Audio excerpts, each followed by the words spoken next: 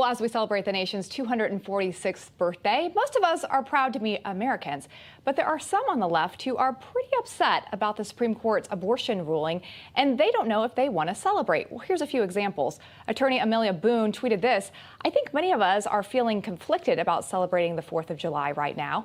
Then the feature editor for Hollywood outlet Screen Rant, Alicia Grasso, said this: "My mood this year is more like, what about if we burn this country to the expletive ground as a little treat?" And the city of Orlando put out a statement reading this in part: "A lot of people probably don't want to celebrate our nation right now, and we can't blame them.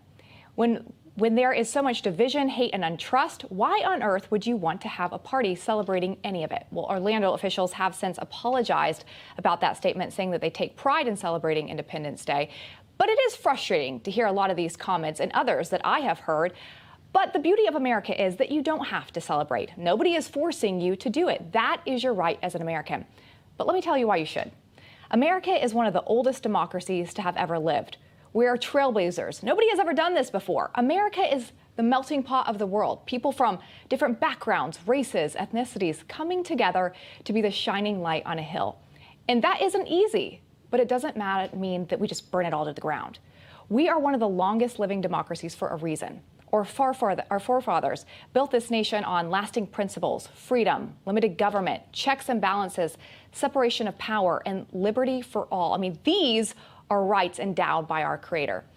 And the fact that we live in a land where immigrants, single moms, former waitresses, people from pretty much every background can make it to the halls of Congress, that is something to celebrate. America is the land of opportunity. I grew up a military brat, and I got to see firsthand that freedom isn't free. And I also got the opportunity to live in other countries around the world and see their way of life.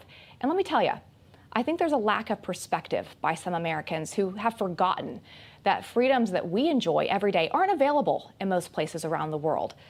As the great Ronald Reagan once said, freedom is a fragile thing, and it's never more than a generation away from extinction. So today, let us cherish and pass on these truths that we live in the land of the free and the home of the brave. To discuss this more with me now, I do want to welcome former Undersecretary of Defense, former Secretary of Veterans Affairs, and Newsmax Senior National Security Analyst, Robert Wilkie. Secretary Wilkie, good to see you on this Independence Day. I will say it seems like our country is more polarized than I've ever seen it before in my lifetime. Would you agree with that? I mean, what do you attribute to this extreme polarization that we're seeing?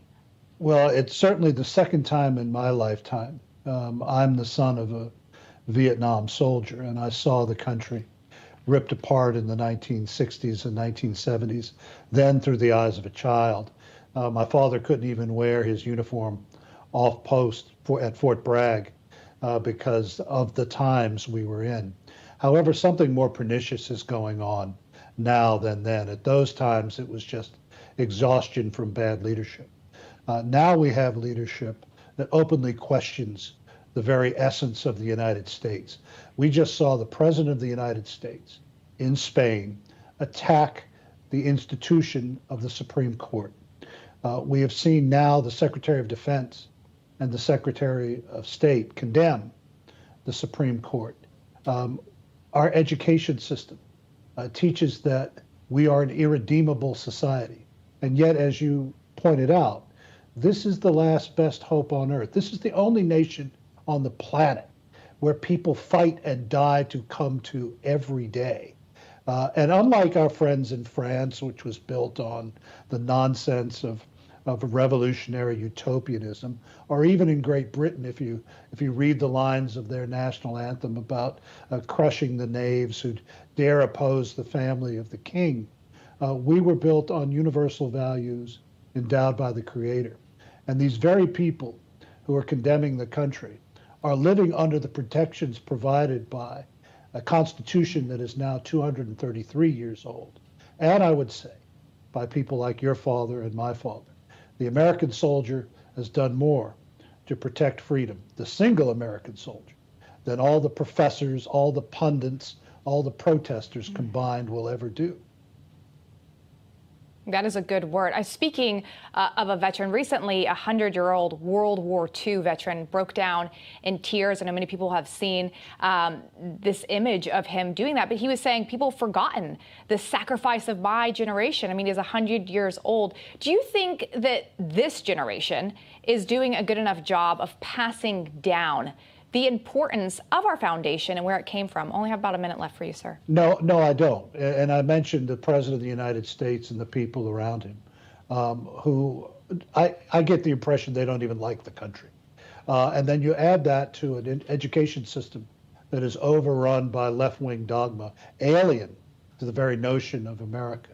And I can see why those who fought to preserve liberty for the rest of the world feel the way that they do. This is the only country in the history of the world to offer a helping hand to all of the peoples of the world, including its enemies.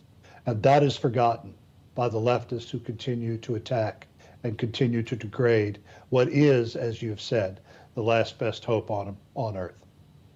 It's such an important reminder about what America does, not only for Americans, but for the rest of the world as we celebrate her on this day. Secretary Wilkie, thank you for your sacrifice and service to this country. Thank you for being here with us as we celebrate America.